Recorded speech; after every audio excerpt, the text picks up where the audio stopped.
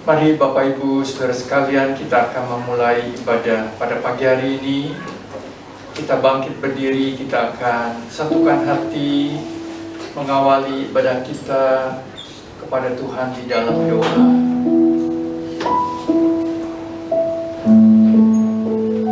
Tuhan, terima kasih pada pagi hari ini kami boleh datang ke hadapan hadirat-Mu.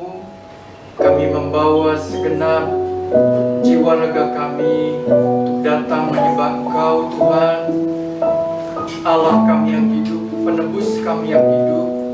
Kami mengucap syukur atas segala kebaikan-Mu dan kasih-Mu. Biarlah pada pagi hari ini kami boleh bersama-sama sehati. Kami boleh merasakan kebaikan, kasih Tuhan bagi setiap kami. Kami menyerahkan ibadah kami pada pagi hari ini ke dalam tangan-Mu.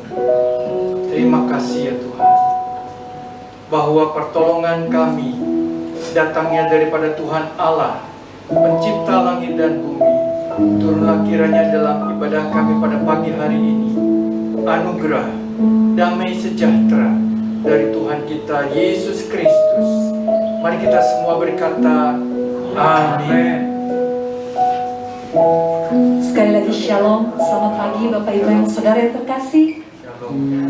Mari dengan penuh kerinduan kita datang ke hadirat Tuhan.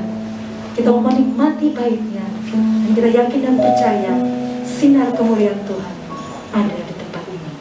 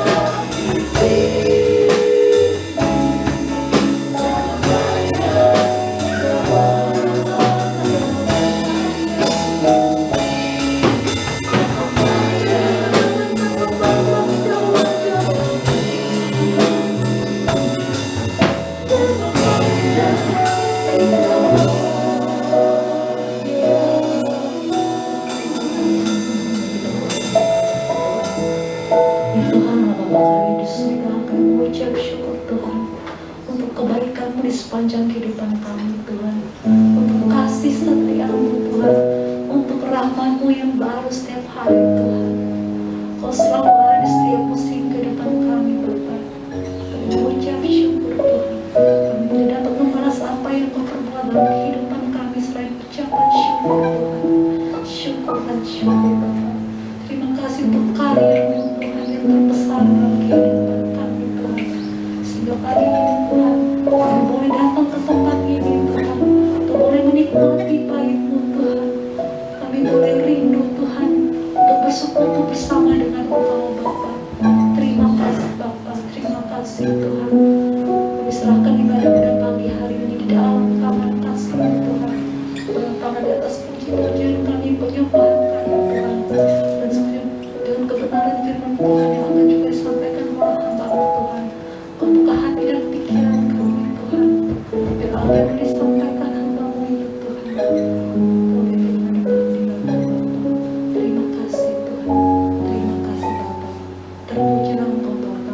Kami serahkan semua dalam tangan kasih-Mu. Dan dalam nama Tuhan Yesus kami bersyukur dan berdoa. Amin. Amin. Baik, masih tetap bangkit berdiri, kita bersuka cita, kita masuk hadiratnya, kita masuk gerbangnya dengan puji-pujian. Kita akan nyanyikan pujian ini sambil bertepuk tangan.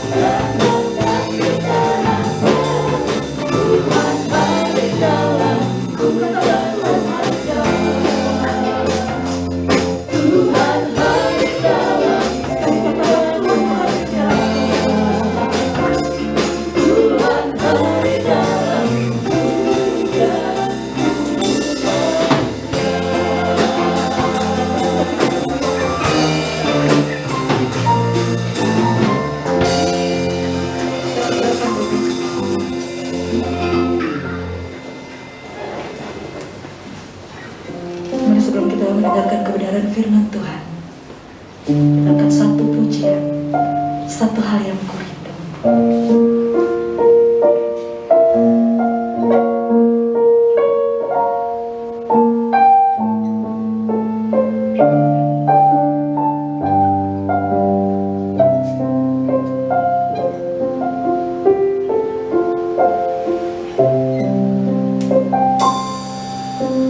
Satu hal yang kurindu, berdiam di dalam rumahmu. Satu hal yang ku pinta, menikmati sekali itu Tuhan yang ku rindu. Berdiam di dalam rumahmu. Satu hal yang ku minta, menikmati baik-Mu Tuhan. Lebih baik satu hari di pelataranmu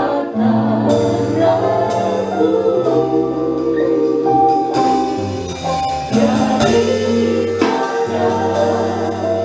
1000 hari di tempat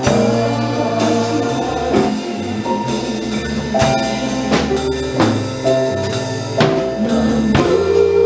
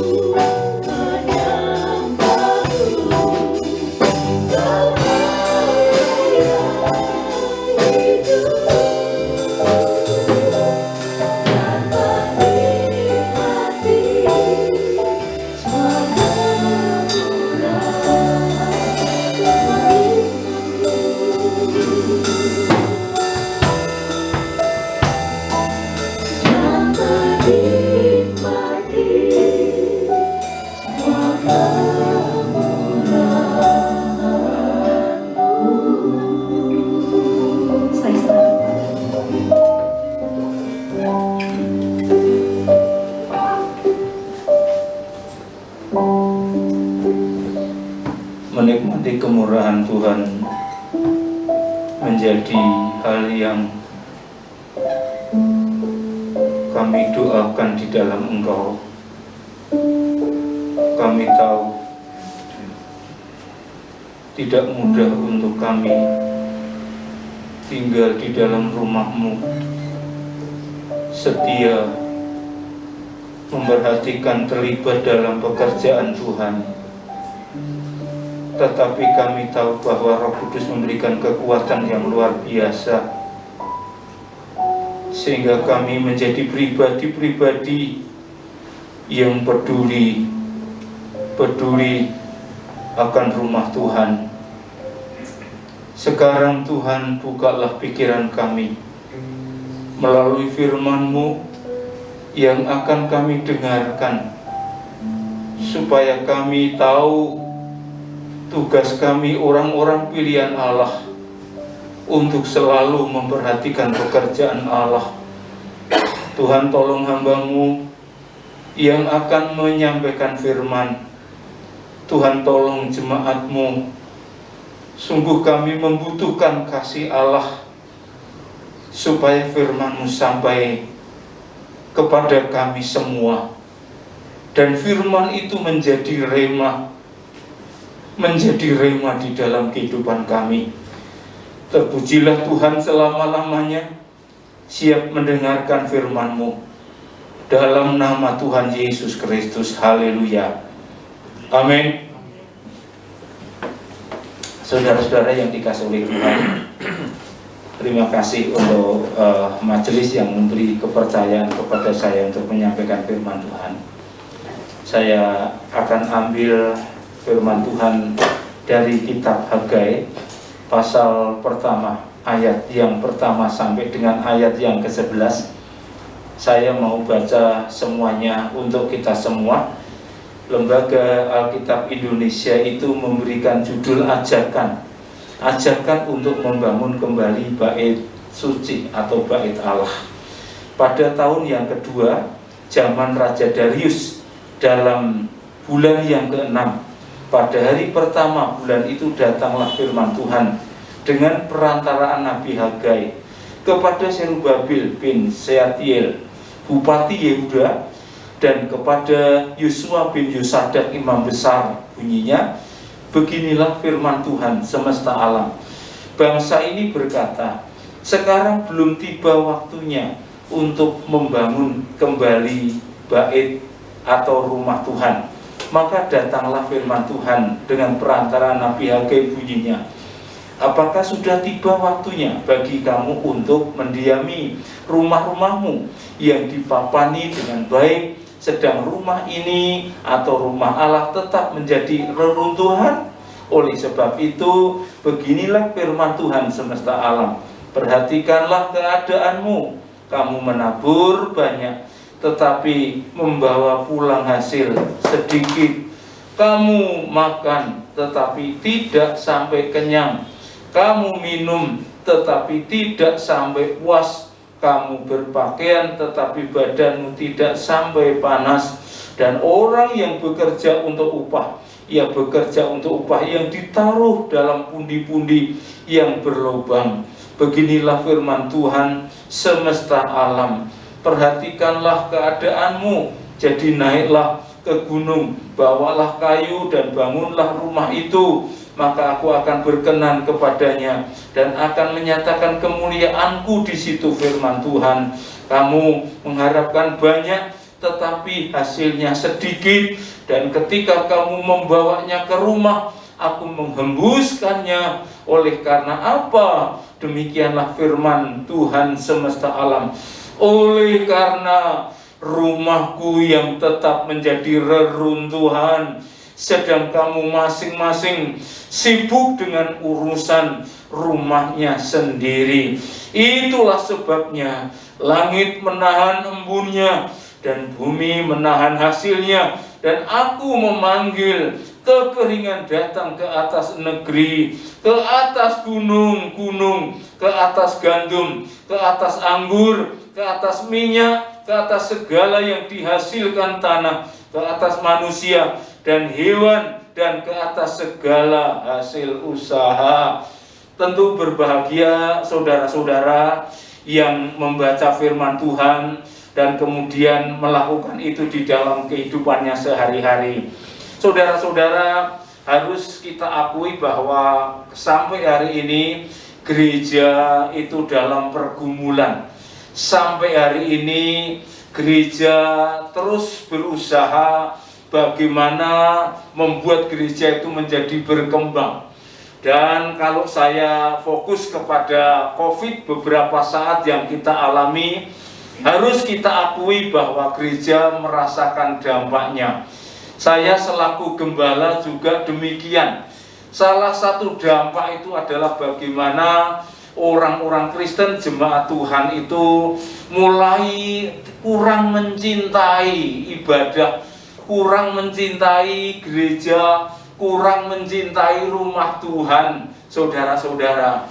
Padahal kalau saya membaca dalam kitab Ibrani itu, supaya kita itu tidak meninggalkan pertemuan-pertemuan ibadah. Sepanjang COVID saya tidak pernah menyampaikan itu, karena pemerintah memberikan semacam legal standing.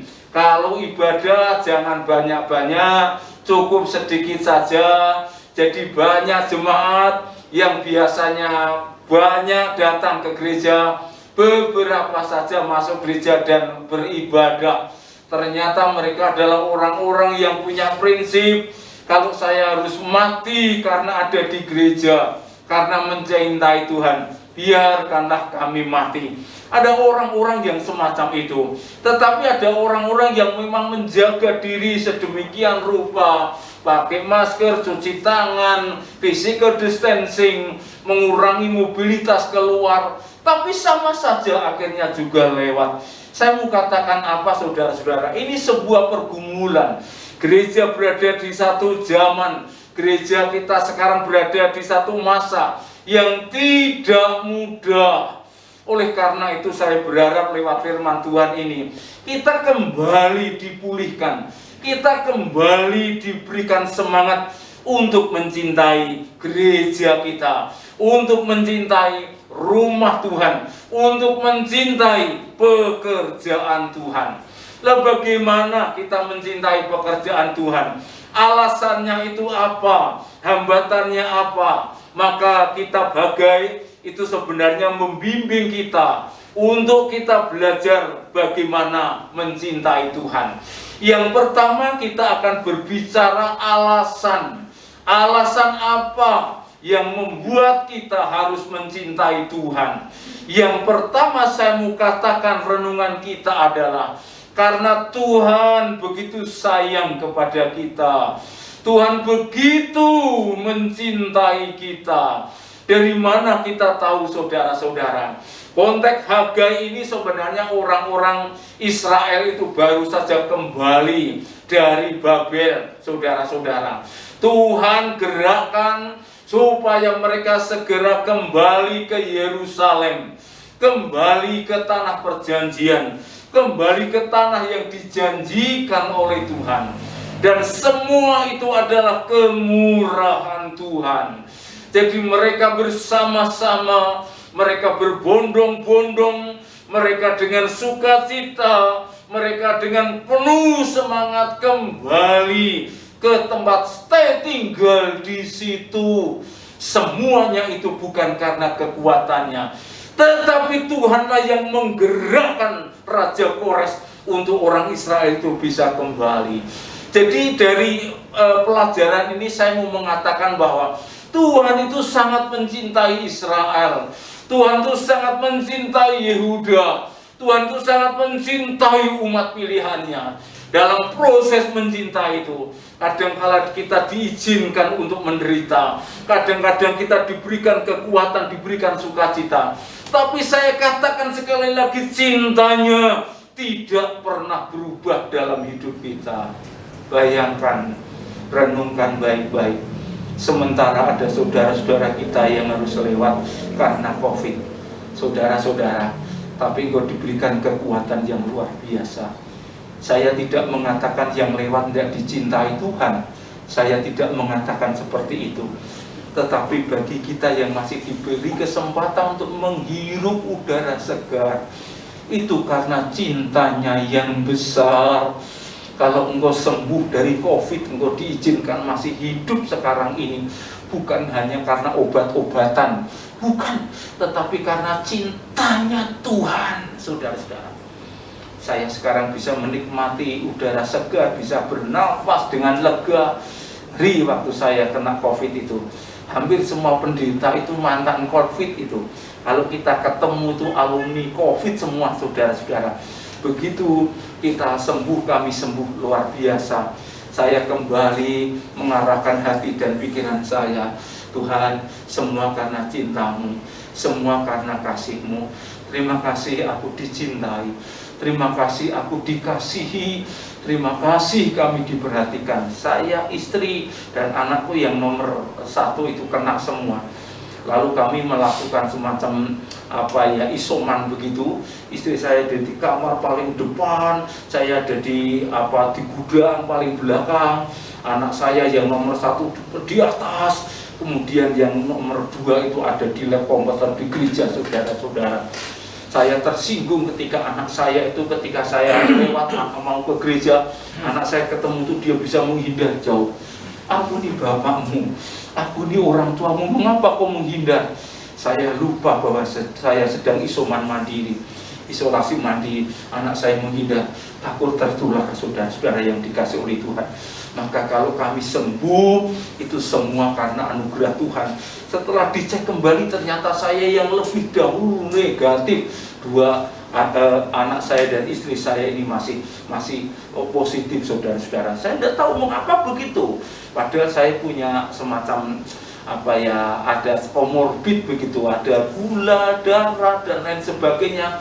Tapi karena cintanya, saya sadar penuh. Oleh karena itu saya menghimbau kepada seluruh jemaat yang ada di tempat ini, sadari, renungkan baik-baik bahwa Tuhan sangat mencintai dan mengasihimu. Yang terjadi dalam hidupmu, Israel itu terkenal dengan bangsa yang tegar tengkuk, protes, mengeluh, menuduh, sampai Musa itu pusing menghadapi mereka. Saudara-saudara, waktu Yosua disuruh menggantikan juga sama, dia seakan-akan tidak mau, karena ngerti karakternya orang Israel itu kayak apa. Begitupun Tuhan masih tetap mencintai mereka. Dibebaskanlah mereka pulang dari Babel, kemudian diizinkan Tuhan tinggal di tanah yang dijanjikan oleh Allah itu. Karena kasih Tuhan, saudara ada di tempat ini. Karena kasih Tuhan, saudara pelayan-pelayan yang hebat. Karena kasih Tuhan, kita diizinkan menggembala jemaat. Karena kasih Tuhan pula, kita diberi kesempatan untuk menikmati keadaan yang baik semacam ini. Ini alasan. Kalau mencintai rumah Tuhan itu alasannya harus jelas, itu karena cintanya sangat besar kepada kita. Lalu yang kedua, apa itu rumah Tuhan? Saudara, kalau dalam konteks Hagai nanti berbeda. Tapi sebenarnya secara umum itu rumah Tuhan itu diterjemahkan satu, itu diri kita. Maka ada ayat Alkitab yang mengatakan, tidak tahukah bahwa kamu adalah bait Allah. Jadi ini rumah Tuhan. Harus dicintai, jelas. Siapa yang tidak mencintai dirinya sendiri? Ya enggak, jelas. Itu tidak usah disuruh, dicintai, dikasihi, dikasih makan, dikasih vitamin dan lain sebagainya yang baik-baik. Itu karena kita cinta diri kita, rumah Tuhan kita rawat sedemikian rupa. Yang kedua itu, saudara-saudara, rumah Tuhan itu bicara tentang persekutuan. Cintailah persekutuan, senanglah, enjoy dalam persekutuan, menikmati. Orang itu harus bersekutu, orang itu harus bersama-sama. Tidak boleh melakukan isolasi mandiri seperti yang kita lakukan. Artinya itu dalam keadaan sehat, dalam keadaan baik, Jangan mencoba untuk memisahkan diri. Bersekutulah, cintailah persekutuan orang-orang beriman itu. Itu pemahaman bait Allah. Tetapi kalau dalam konteks Hagai itu sebenarnya murni di sana bicara tentang bait Allah. Di situ bicara tentang mencintai rumah Tuhan. Di situ bicara tentang mencintai gereja Tuhan. Jelas itu. Tidak ada terjemahan yang lain. Maka dua hal saja mau saya singgung. Yang pertama, bagaimana mencintai pekerjaan Tuhan, mencintai gereja Tuhan. Yang kedua, bagaimana kita ini mengetahui mana yang prioritas. Saudara-saudara, mencintai hal-hal yang rohani, mencintai hal-hal yang berkaitan dengan Tuhan, mencintai dengan hal-hal yang menjadikan Tuhan itu menjadi nomor satu. Jadi kalau berbicara mencintai gereja, mencintai bait Allah, mencintai rumah Tuhan, Hagai itu pernah dipakai Tuhan menegur orang-orang Israel. Ketika mereka datang dari Babel, kemudian diizinkan tinggal di tanah yang dijanjikan Tuhan itu, justru mereka itu kayak lupa, dan yang paling diprioritaskan itu adalah aktivitasnya. Yang paling diprioritaskan itu berkaitan dengan kebutuhan diri sendiri dan tidak kebutuhan pekerjaan Tuhan. Saya selaku pendeta itu selalu menyarankan, itu juga terjadi di dunia sekarang ini. Kehidupan orang-orang Kristen sekarang ada banyak yang tidak mencintai rumah Tuhan, tidak mencintai rumah Allah. Yang dicintai adalah dirinya sendiri, lebih daripada rumah Tuhan. Mencintai rumah Tuhan itu artinya mendukung. Orang-orang Israel itu enggak. Selama 15 tahun itu rumah Allah, bait Allah dibiarkan hancur terbengkalai, sementara mereka sibuk melakukan cocok tanam. Mereka sibuk melakukan pembangunan rumahnya sendiri. Mereka sibuk berternak, saudara-saudara. Untuk urusan siapa? Urusan dirinya sendiri. Jadi mereka tidak peduli dengan rumah Tuhan. Mereka tidak peduli dengan rumah Allah. Mereka tidak peduli dengan bait suci. Hal yang sama bisa terjadi dalam kehidupan orang-orang pilihan Allah sekarang ini. Tidak atau kurang mencintai pekerjaan Tuhan. Sekali lagi, apalagi COVID ya, mohon gereja ibadah 50% saja. Ya, kalau jemaatnya 100 berarti 50 orang. Kalau jemaatnya 50 berarti 25 orang. Belum lagi itu direkomendasi oleh pemerintah. Wah, kesempatan saudara-saudara. Yang males-males ibadah itu kesempatan. Sudah tidak persepuluhan, tidak persembahan, tidak repot-repot membersihkan diri, cukup di rumah selama beberapa bulan. Berapa lama itu? 1,5 tahun atau 2 tahun itu kesempatan mereka. Saya juga tidak besuk ke tempat jemaat. Mau sakit saya juga tidak besuk, karena memang aturan majelis Bapak jangan kemana-mana. Jadi mulai menjauh. Orang-orang Kristen jemaat juga mulai menjauh, merasa ini hal yang biasa. Gereja berada di dalam satu situasi yang amat sangat sulit. Saya buka live streaming, kebaktian jam 8 sampai jam 8:30. Mereka melihatnya jam 10 malam. Mengerikan saudara-saudara, mengerikan sekali. Kemudian saya cek, ibu ikut live streaming Gia Parmindo. Wah, maaf Pak, saya tidak bisa buka. Kenapa tidak bilang begitu? Tetapi berikutnya saya kasih pelajaran. Tidak perlu live streaming sampai sehari. Live streaming hanya jam 8 sampai 9:30. Berikutnya tidak. Mulai minggu ini saya tarik full onsite, gaspol 100% onsite. Tetapi tetap protokol kesehatan. Saudara-saudaraku yang dikasih oleh Tuhan, mengapa demikian? Karena saya mensinyalir ada pekerjaan iblis, pekerjaan setan yang secara halus menarik orang Kristen dari persekutuan. Sekarang dibuka secara onsite ya, artinya langsung sama kamu juga tidak kebaktian. Saudara-saudara, pendeta itu jangan enggak jujur aja. Kadang-kadang kesal.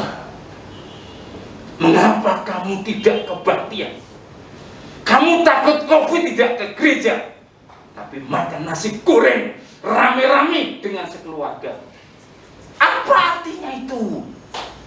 Pak, saya menjaga diri. Anaknya yang masih kecil duduk di meja rame-rame. Ketika makan pakai ini enggak? Enggak, mau makan pakai ini coba. Saya pernah keliru loh gara-gara ini. Mau makan buah, belum dibuka. Waktu perjamuan kudus juga saya ditegur. Kenapa kamu repot-repot buka masker? Tak buka. Itu kalau di sana kan mic-nya ada yang tak tempelkan, candolkan. Ribet sekali. Sementara jemaat itu hanya nurunkan ini aja. Saudara-saudara, ya sudah tidak pakai masker, tidak ke gereja, makan nasi goreng. Ini model apa? Jemaat model apa seperti ini? Kalau ke mall rame-rame, coba. Oh, aku tidak ke gereja hari ini. Kalau izin, tidak ada pemberitahuan. Tahu-tahu ada berita pasang status. Heran saya. Ini memang fenomena orang-orang Kristen mulai menjauhkan diri, tidak mencintai rumah Allah. Jadi mencintai rumah Allah itu apa? Ibadah. Kalau ibadah itu nomor 1. Ayat Alkitabnya di mana? Cari dahulu kerajaan Allah. Coba. Itu mencintai Tuhan. Cari dahulu kerajaan Allah. Itu mencintai rumah Tuhan. Kerajaan Allah itu saya pelajari, ternyata kata itu digunakan untuk menggambarkan kerajaan Allah ya. Suasana yang aman, suasana yang damai, suasana sukacita abadi, suasana yang menggembirakan, dan itu bersifat kekal. Coba kita cari apa dulu? Ironi kok. Orang itu lebih mencintai yang lain. Ya enggak? Lebih mencintai yang lain. Ngeri. Di gereja itu bisa ada order, telepon bunyi keluar. Ya Pak, ya baik, ya harganya ada. Cari dahulu kerajaan Allah. Orang yang mencintai rumah Tuhan itu orang yang tahu prioritas. Things first thing. Pikirkan yang utama. Yang utama itu siapa? Tuhan. Yang utama itu adalah pekerjaan Allah. Yang utama itu adalah Tuhan. Yang utama itu adalah ibadah. Coba kalau orang lain tidak cinta Tuhan, begitu ibadah beberapa orang yang hadir. Saya tidak mempermasalahkan gereja yang jumlah jemaatnya banyak atau gereja yang jumlah jemaatnya itu sedikit. Saya tidak mempermasalahkan. Saya pernah mau khotbah di satu gereja itu tahu kalau di Parmindo itu kalau kebaktian bisa 150. Pendeta ini bilang gini, Pak Titus kalau khotbah di tempat saya tidak usah bilang jemaatnya berapa ya, karena yang kebaktian itu cuma 15 orang. Tidak masalah. Saya tidak mempersoalkan soal 15 atau 100 atau 1000. Saya hanya mempersoalkan apakah jemaatnya orang-orang yang mencintai rumah Tuhan. Mencintai rumah Tuhan itu artinya dukung pekerjaan Tuhan. Dukung. Ingat selalu, walaupun ini bentuknya rumah, ini juga tempat ibadah. Dukung hari-hari ibadah, dukung Minggu nomor 1. Jangan kemana-mana. Apakah memang zamannya berbeda ya Pak Tim? Zaman saya dulu itu kalau hari Minggu nggak ada acara kemana, pokoknya ke gereja aja, ke gereja saja. Sekarang itu ada orang-orang Kristen, hari-hari tertentu nggak bisa ditawar, gereja harus ditinggalkan.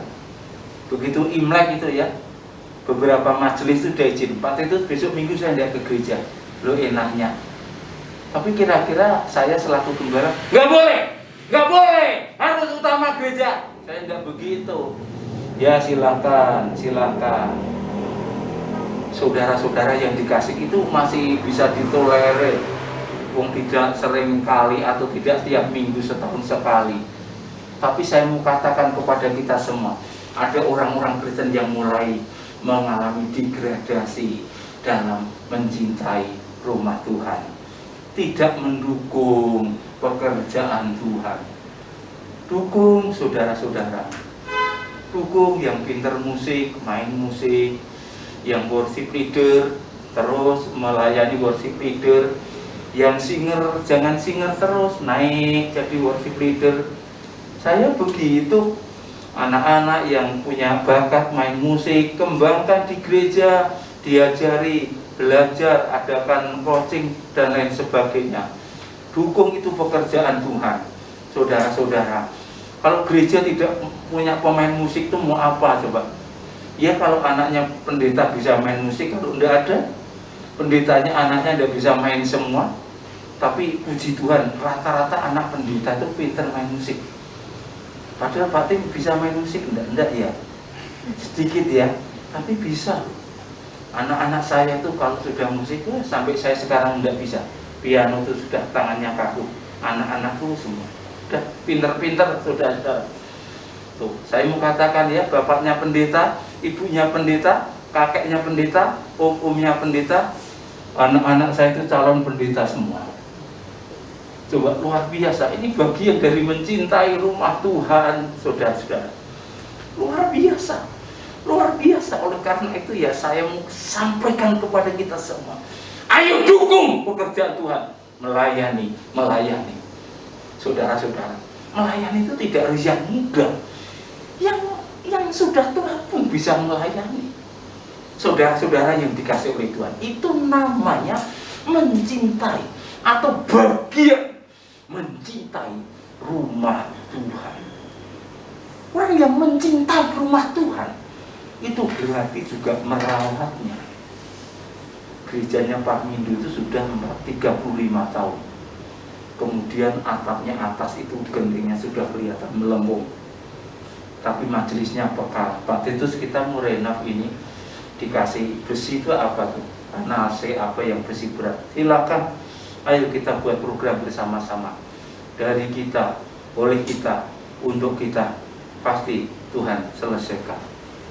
Orang cinta rumah Tuhan itu termasuk rumah Tuhan, tempat ibadahnya itu diperhatikan, diperbaiki sedemikian rupa.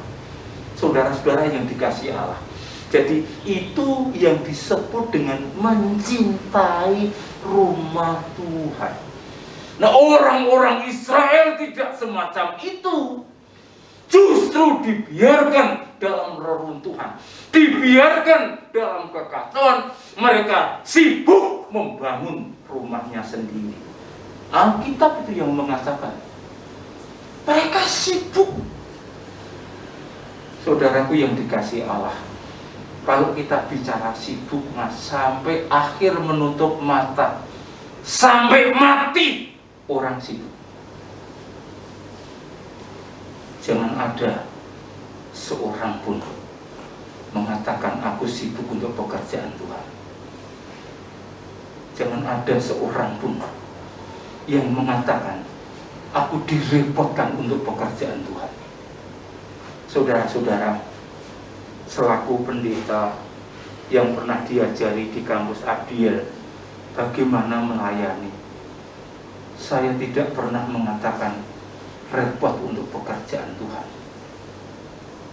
Bahkan Tuhan Yesus juga tidak pernah sibuk, tidak pernah merasa terganggu untuk melayani orang-orang. Saya pun juga belajar dari situ. Ada guru-guru saya, ada dosen-dosen saya yang notabene mereka pendeta-pendeta yang ngajari, tidak ada kata sibuk untuk pekerjaan Tuhan.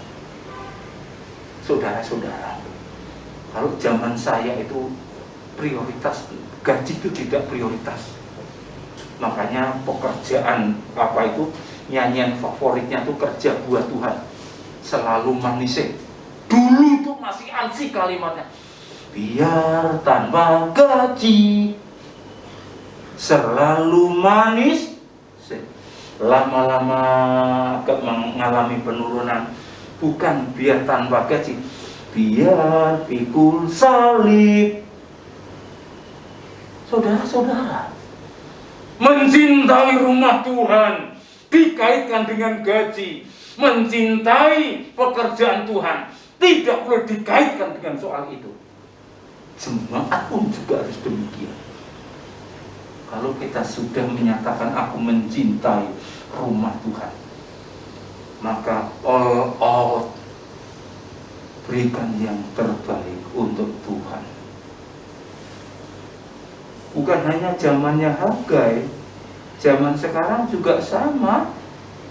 Gerejanya jelek, rumah majelis, pendeta, jemaatnya megah-megah. Mengapa demikian? Tidak mencintai rumah Tuhan. Mencintai rumah Tuhan, pemahaman berikut itu berarti melayani Tuhan dalam rumahnya. Bayangkan ada gereja, tidak ada yang pelayanan. Layani Tuhan, saudara-saudara. Layani Dia. Di gereja itu ada banyak pelayanan. Saya waktu di Korea itu ya heran.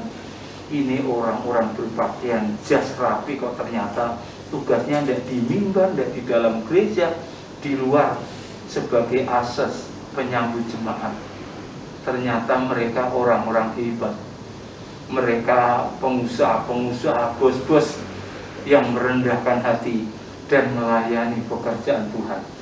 Ramah-ramah, begitu jabat tangan, senyumnya itu orisinil. Senang, yang dilayani juga senang. Coba kalau hal itu terjadi di tengah-tengah kita, di tengah-tengah kehidupan berjemaat. Model asal itu kan hanya senyum ya, hanya tertawa. Kalau yang tidak bisa tertawa, tidak bisa senyum, wajahnya lempeng aja, tidak usah jadi asal. Itu akan menimbulkan curiga bagi setiap jemaat. Ini mengapa Bapak kok wajahnya menyeramkan?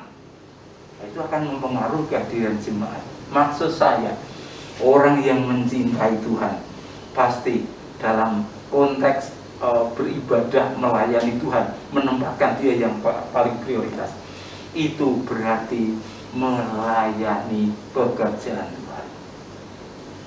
Berikut, kalau kita mencintai pekerjaan Tuhan, artinya itu tahu mana yang prioritas. Tuh, jemaat belajar mana yang prioritas. Zaman Hagai, orang-orang pilihan Allah tidak tahu mana yang prioritas, mana yang nomor satu. Nah, orang-orang sekarang juga kebingungan, mana yang prioritas, mana yang nomor satu, mana yang nomor dua, mana yang penting. Ada banyak orang Kristen dalam kebingungan. Tapi saya mau sampaikan kepada kita semua, yang nomor satu itu adalah kerajaan Allah. Sekali lagi, cari kerajaan Allah dan kebenarannya. Berikutnya itu nomor dua. Saudara-saudara, saya mengatakan yang nomor dua itu milik Tuhan. Alam semesta ini milik Tuhan. Kalau engkau memprioritaskan yang nomor dua, Allah itu bisa ambil sewaktu-waktu. Saya kenal beberapa orang dari kehidupan yang begitu mewah, dari kehidupan yang begitu berkecukupan, bahkan berkelimpahan, dalam waktu yang singkat, mengalami kebangkrutan. Saya datang berdoa, saya sarankan tetap tunduk di hadapan Tuhan. Saudara-saudara, sebab itu hal yang sekunder, tapi tidak sedikit yang memprioritaskan itu, memprioritaskan uang. Uang. Kalau kita sudah punya uang banyak, mau apa? Kebutuhanmu seberapa? Saya punya teman, main apa itu yang kayak di apa itu, pokoknya sampai untung 90 juta. Saya tidak ngerti apa itu binamu atau apa itu. Ternyata tuh nggak baik. Begitu uangnya sudah 90 juta, dia pikir nanti mau bertambah 2 kali lipat. Ternyata setelah 90 juta lenyap. Dan tidak ada satupun dalam dunia perjudian yang menguntungkan kita, kata orang ini. Saya mau bicara soal uang. Saya mau bicara soal harta. Saya kenal orang yang uangnya miliaran, cukup disimpan di bawah lemari. Pendeta, ini uang saya. Saya kenal orang yang itu emasnya itu bergram-gram, ratusan gram, ada cincin, ada gelang ditaruh di bawah lemari. Tidak tentram tuh rumah tangganya. Coba, saya punya yayasan, saya dirikan yayasan, dia bilang gini, Pak, itu yang 100 gram untuk yayasan, katanya. 100 gram itu saya pikir banyak. Ternyata emas apa tuh, antam atau apa, dikasihkan ke saya 100 gram. Untuk yayasan, Pak. Iya, bukan untuk saya. Pikiranku, uangnya bermiliar-miliar, emasnya banyak, artinya tidak tenteram. Wah, dari sekunder itu yang sekunder. Dia tidak cari yang primer. Carilah Tuhan, cintailah Dia, cintailah rumah Tuhan, cintailah rumah Allah selama-lamanya sampai akhir hidup kita. Aku mencintai rumah Tuhan. Mencintai rumah Tuhan berarti memprioritaskan Tuhan yang segala-galanya. Cari dahulu kerajaan Allah dan kebenarannya. Cari dahulu suasana damai, tentram, nyaman, sukacita abadi. Dan itu tidak ada pada uang, itu tidak ada pada harta, itu tidak ada pada yang fana di dalam dunia. Itu hanya di dalam Tuhan Yesus Kristus. Mencintai Tuhan Yesus Kristus otomatis mencintai pekerjaan Tuhan. Ada orang-orang tertentu kalau dengan pekerjaan Tuhan itu berkata demikian, Pak, gereja butuh apa, Pak? Coba, cinta pekerjaan Tuhan. Lihat musik tidak ada. 1 set, Pak, saya yang kirim. Ada bassnya, ada pianonya, ada organ yang dikirim oleh 1 orang. Rupanya 1 orang ini uangnya banyak, dia juga bingung. Pak Titus, dikemanakan uang ini? Coba, kalau saudara pendeta dan jemaat tanya kayak gitu, coba jawabnya apa? Pak, ke saya aja, ke saya. Saya tidak begitu. Cari pekerjaan Tuhan, cintai pekerjaan Tuhan, cintai rumah Tuhan, cintai bait Allah. Betul, di drop 1 musik lengkap. Ada orang-orang yang semacam itu. Ada orang lagi tanya begini, Pak, saya tuh uangnya miliaran ini, Pak, tapi ada beberapa ratus juta tuh mau saya kemanakan ini, Pak. Saya bisa berkata, kirim itu ke Parmindo, butuh. Enggak. Cari pekerjaan Tuhan. Cari mana yang bisa kamu bantu, kamu perhatikan. dia kirimkan ke STT ratusan juta, tidak saya sebutkan STT-nya. Itu ada orang-orang yang semacam itu. Mengapa begitu? Karena orang ini mencintai Tuhan, karena orang ini cinta pekerjaan Tuhan, karena orang ini ingin melayani Tuhan. Saya berdoa, saya berharap jemaat di tempat ini, seberapapun kita, cintailah rumah Tuhan. Itu apa? Cintailah tempat ini. Ini rumah Tuhan. Kegiatan apa saja dukung. Doa, hadir dalam doa. Yang remaja, pemuda, ada ibadah, dukung. Sekarang mah susah. Parmindo itu remajanya itu habis.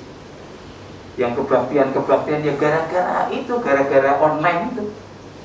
Begitu dimulai onsite, yang datang 8. Song leader, worship leadernya semangat, singmennya semangat, semangatnya 4. Semangat bagaimana? Nyanyi tidak jelas. Ya karena di beramos dengan masker ini. Maka saya berdoa, masker segera sirna. Maksud saya COVID segera sirna ya. Nanti nyanyinya buka semua. Kalau sekarang belum, di mana-mana gereja masih selalu bermasker ya. Termasuk pendeta. Kalau khotbah ngap-ngapan gara-gara masker. Tapi saya ingin sampaikan kepada kita semua, mari kita dukung pekerjaan Tuhan. Di mana engkau bersekutu, di mana engkau berkumpul, dukung pekerjaan Allah. Terakhir, hambatannya itu apa untuk mencintai pekerjaan Tuhan? Hambatannya apa? Nih.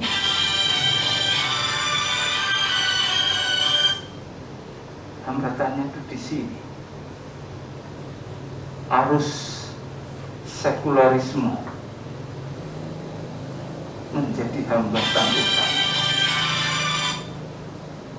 Luar biasa itu saudara-saudara. Pikiran kita yang fokusnya kepada hal-hal yang sementara. Orang-orang Israel fokusnya rumahku bagus. Mereka fokusnya aku bertanam untuk kelangsungan hidup. Aku berternak untuk kelangsungan hidup saya. Hambatannya itu. Dan itu juga bisa terjadi dalam kehidupan kita, saudara-saudara. Maksud saya, kita juga terpengaruh oleh hal-hal semacam itu. Tapi saya yakin, sejak untuk membaca kitab Hagai, pasal 1 ayat 1 sampai ayat 11, kita menjadi pribadi yang sangat mencintai Tuhan. Ngerti betul, aku terhambat oleh apa?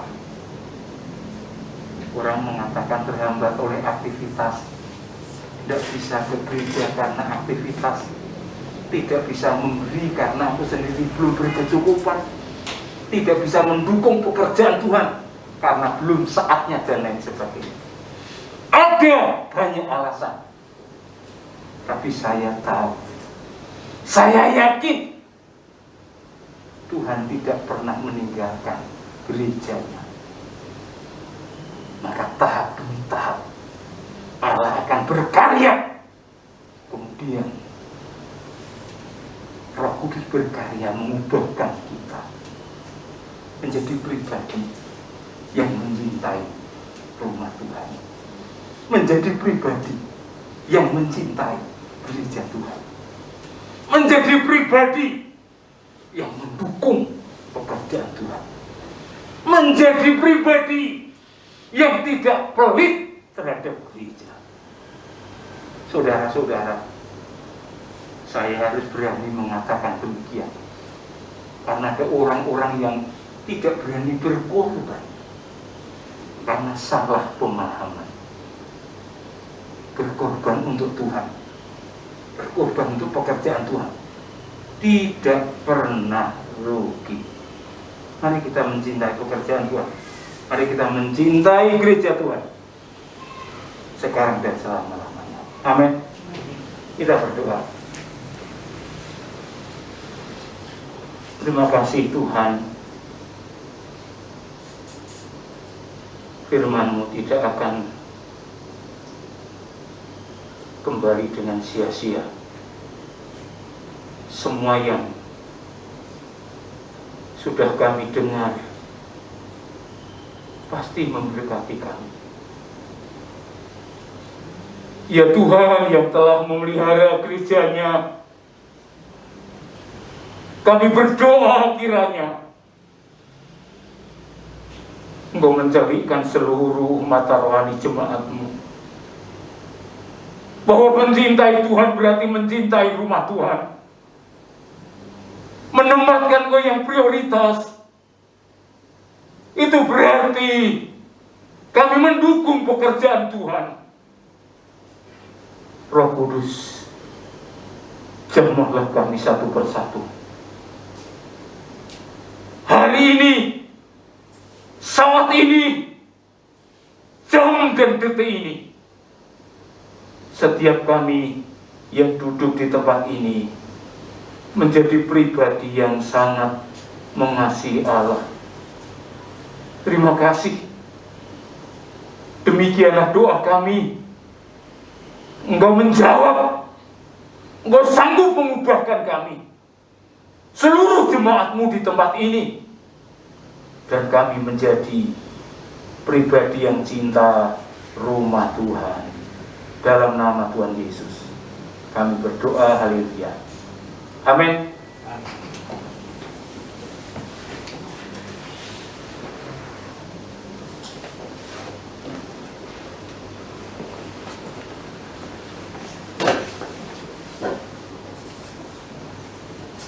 Terima kasih buat firman Tuhan yang telah disampaikan oleh hambanya Pendeta Titus Panut. Jadi Pak Titus ini sekeluarga, Pak Titus pendeta, istrinya juga Ibu Joyce pendeta, kedua anak lakinya calon pendeta.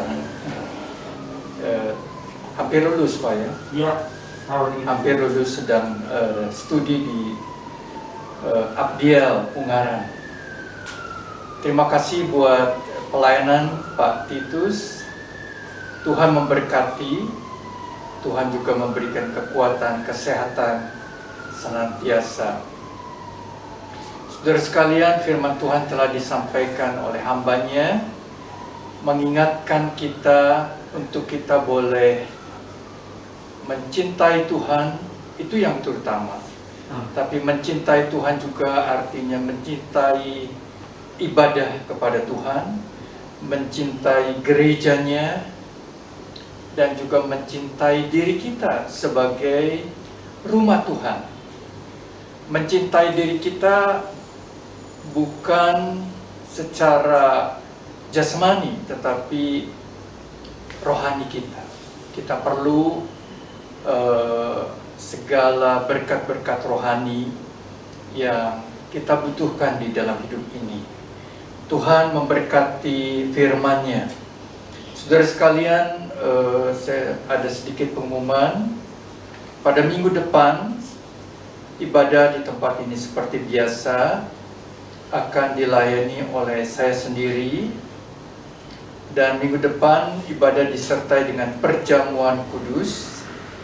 Pelayan perjamuan kudus adalah Bapak Yan Gerard dan Bapak Nandang. Pada hari Rabu pagi jam 6 ada ibadah 2 pagi, dilakukan secara Zoom. Bapak Ibu bisa melihat linknya pada warta jemaat. Rabu jam 6 sampai jam 7 pagi. Pada kesempatan ini juga terima kasih kepada para pelayan pujian dan juga pemain musik yang telah melayani. Tuhan memberkati saudara-saudara, Bapak Ibu sekalian. Apa yang kita lakukan itu dilihat oleh Tuhan, dan saya terkesan tanda salib ya di kaos mereka yang luar biasa. Ya.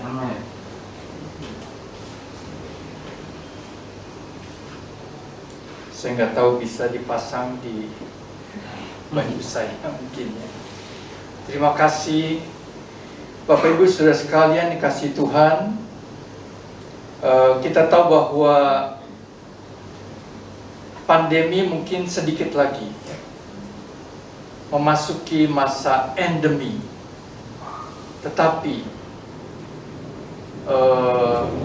tetap perekonomian masih belum pulih. Demikian juga gereja Tuhan. Demikian juga dengan gereja Tuhan.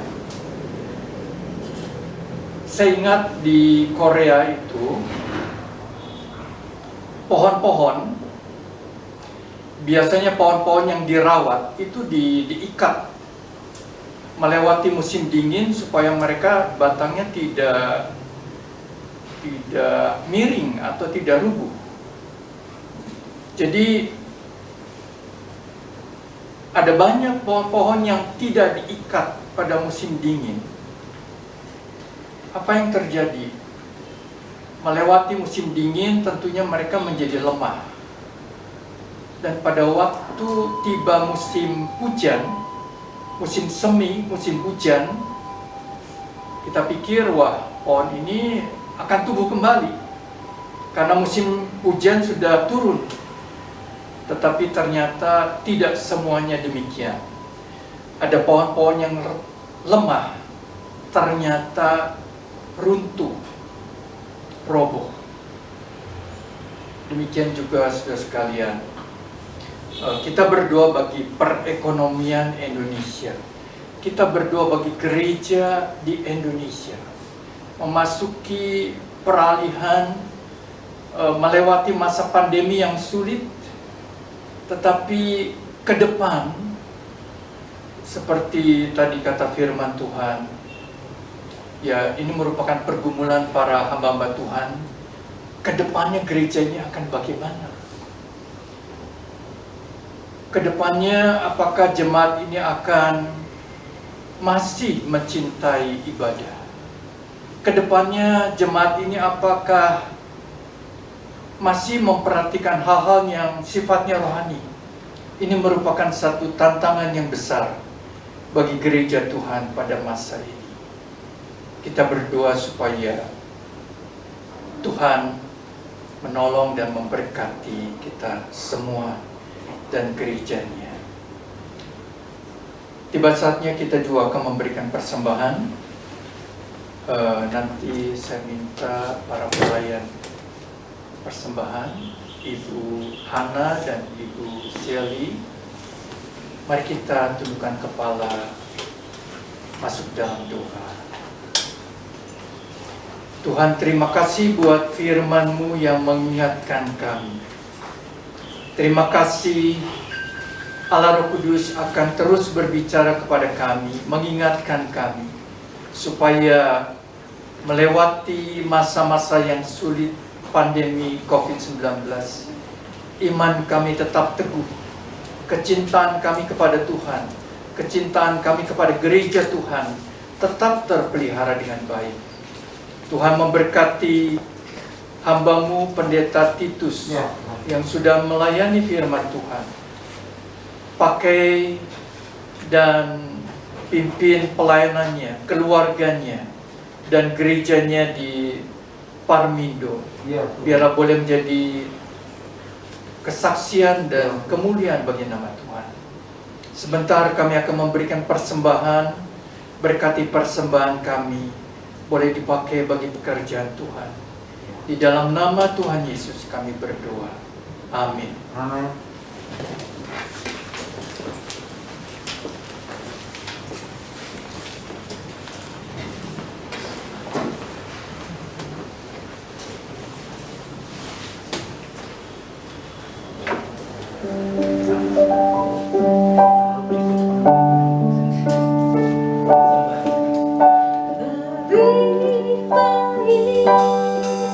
Satu hari di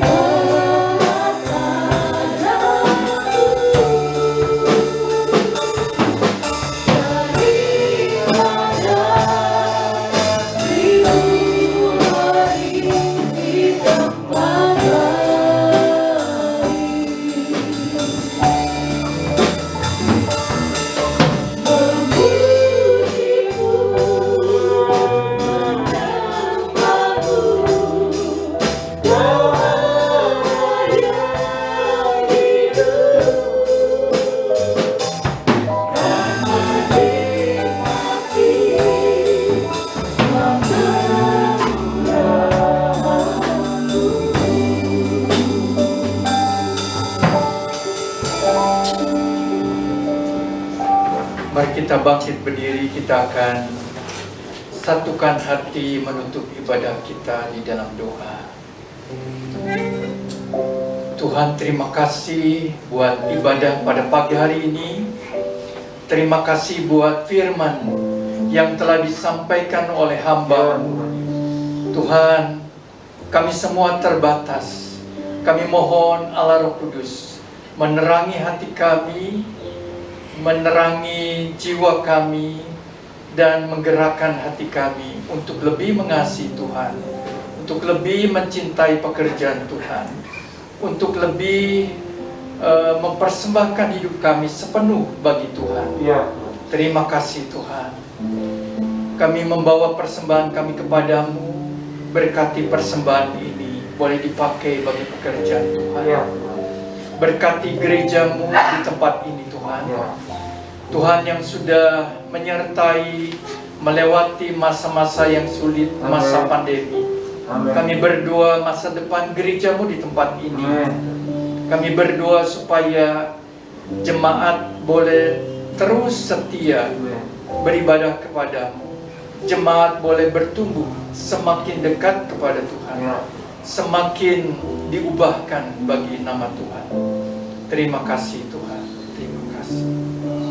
Kami berdoa bagi sidang sinode Gereja Isa Masih yang akan dilaksanakan pada tanggal 26 Juli mendatang di Jakarta. Kiranya Tuhan memimpin, menyertai, dan boleh membawa perubahan-perubahan